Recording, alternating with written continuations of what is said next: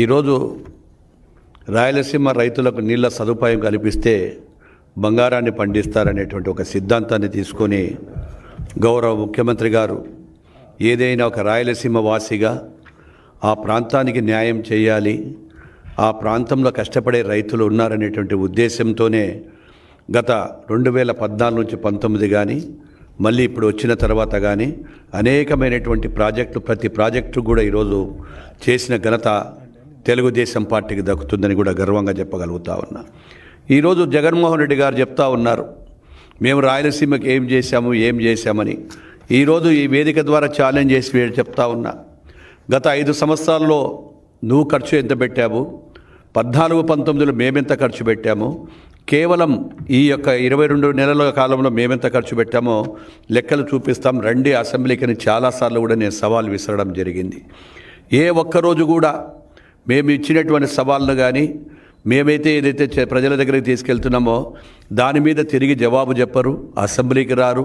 రాయలసీమ మీద చర్చ పెడదాము, ఆ చర్చలో పాల్గొండి ఎవరు రాయలసీమ ప్రాంతానికి అటు పరిశ్రమలు కావచ్చు, అదేవిధంగా ఈ యొక్క ప్రాజెక్టులు, నీటి ప్రాజెక్టులు కానీ ఎవరు ఎక్కువ చేశామో చెప్దామంటే దానికి కూడా రారు. అదేవిధంగా ఏదైతే ఈరోజు 5 ఏళ్ల పాలనలో ఆయన 12 లక్షల కోట్ల బడ్జెట్లో కేవలం 2,000 కోట్లు కూడా రాయలసీమ ప్రాజెక్టులకు ఖర్చు పెట్టలేకపోయాడంటే ఆయన అసమర్థత, రాయలసీమ మీద ఉన్నటువంటి అభిప్రాయము, ఆ ప్రాంత ప్రజలకు ఏమి మేలు చేశాడో ప్రజలందరూ కూడా గమనించారు. కాబట్టి నిన్న జరిగినటువంటి ఎన్నికలలో రాయలసీమలో వన్ సైడ్ వార్ అన్నట్టుగా ప్రజలందరూ కూడా తీర్పిచ్చే కూడా ఇంకా సిగ్గు రాకుండా ఇప్పటికీ కూడా మళ్ళీ ఈ లిఫ్ట్ ఇరిగేషన్ కూడా రాజకీయం చేస్తూ ఉన్నారని కూడా తెలియజేస్తూ ఉన్నాను. అదేవిధంగా 26-27లో నువ్వు ఎంత ఖర్చు పెట్టావు, 2014 నుంచి 19 మధ్యకాలంలో 12,000 కోట్ల రూపాయలు ఖర్చు చేస్తే, అదేవిధంగా ఈ యొక్క 20 నెలల కాలంలోనే 8,000 కోట్ల రూపాయలు ఈ సాగునీటి ప్రాజెక్టులో ఖర్చు పెట్టడం జరిగిందని కూడా తెలియజేస్తూ ఉన్నాను. గత ప్రభుత్వంలో మీరు అన్నమయ్య డ్యామ్ కొట్టుకుపోతే దాన్ని కూడా గాలికి వదిలేసిన ఘన చరిత్ర నీదని కూడా చెప్తా ఉన్నాను. ఒక్కసారి ఆలోచన చేయాలి ప్రజలందరూ కూడా. ఈరోజు GNSS కానీ, అవుకు రిజర్వేయర్ కానీ, అదేవిధంగా హంద్రీనీవా ద్వారా 3,800 కోట్ల రూపాయలు ఖర్చు పెట్టి ఈరోజు 5 ఏళ్లలోనే 450 కోట్లు పెట్టుకొని మళ్ళీ ఆ ప్రాజెక్టును నిర్లక్ష్యం చేస్తే మేము కంప్లీట్ చేయడం జరిగింది. శ్రీశైలం ప్రాజెక్టు కోసం కూడా మళ్ళీ రిపేర్ల కోసం వస్తే 203 కోట్ల రూపాయలు ఈరోజు పెట్టడం జరిగింది. నాడు ఏదైతే గోర్కల్ రిజర్వాయర్ నుంచి అవుకు తీసుకొచ్చి, అవుకు రిజర్వాయర్ నుంచి కూడా పులివెందులకు నీళ్లు తీసుకొచ్చినటువంటి ఘనచరిత్ర ఎవరిది అంటే మా నాయకుడు చంద్రబాబు నాయుడు గారిదని కూడా గర్వంగా చెప్తా ఉన్నా.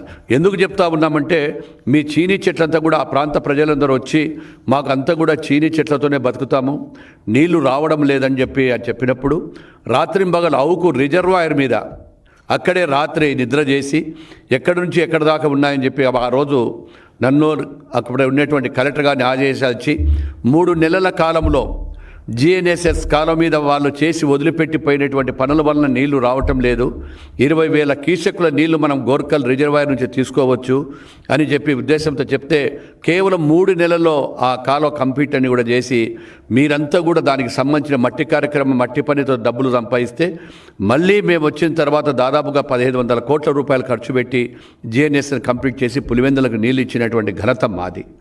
మీ మాదిరిగా కుప్పం దగ్గర సెట్టింగ్ వేయలేదు. ఆ రోజు సెట్టింగ్ వేసి కుప్పానికి నీళ్ళు ఇస్తున్నామని చెప్పారు. గొప్పగా సెట్టింగ్ వేసేసి ట్యాంకీలో నీళ్లు తీసుకొచ్చి పోసి ఆయన ఫ్లైట్ హెలికాప్టర్ ఎక్కంతోనే ఆ సెట్టింగ్ను కూడా తీసేసినారని కూడా తెలియజేస్తూ ఉన్నాను. ఈరోజు లిఫ్ట్ల ద్వారా గత 5 సంవత్సరాలలో తెలుగుదేశం పార్టీ అధికారంలో ఉన్నప్పుడు ఎక్కడ చూసినా కానీ కూడా లిఫ్ట్ ఇరిగేషన్ ఏ ప్రాంతానికి సూటబుల్ అయితే ఆ ప్రాంతాలలో లిఫ్ట్ ఇరిగేషన్ చేసిన ఘనత గౌరవ ముఖ్యమంత్రి చంద్రబాబు నాయుడు గారిని కూడా చెప్తా ఉన్నాము. ఎన్నో చెక్ డ్యాములు కట్టించాము. మీరు వచ్చిన తర్వాత ఎక్కడైనా ఒక లిఫ్ట్ ఇరిగేషన్ వేశారా? లిఫ్ట్ ఇరిగేషన్లో ఉన్నదాన్నంతా కూడా గాలికి వదిలేశారు. రిపేర్లకు డబ్బులు ఇవ్వలేదు, గ్రీసుకు డబ్బులు ఇవ్వలేదు. వాటి అన్నిటిని కూడా పక్కన పడేస్తే రైతులు ఎంతోమంది ఆ రిపేర్లు పోతే మళ్ళీ మా ప్రభుత్వం వచ్చిన తర్వాత ఆ యొక్క చెడిపోయిన లిఫ్ట్ ఇరిగేషన్ అన్ని కూడా తీసుకొస్తున్నాము. మళ్ళీ చెక్ డ్యాములు ఏవైతే ఉన్నాయో కట్టించిన చెక్ డ్యాములు కూడా పాడైపోతే వాటిని కూడా మళ్ళీ మొదలుపెట్టి రిపేర్లు చేస్తూ ఉన్నాము.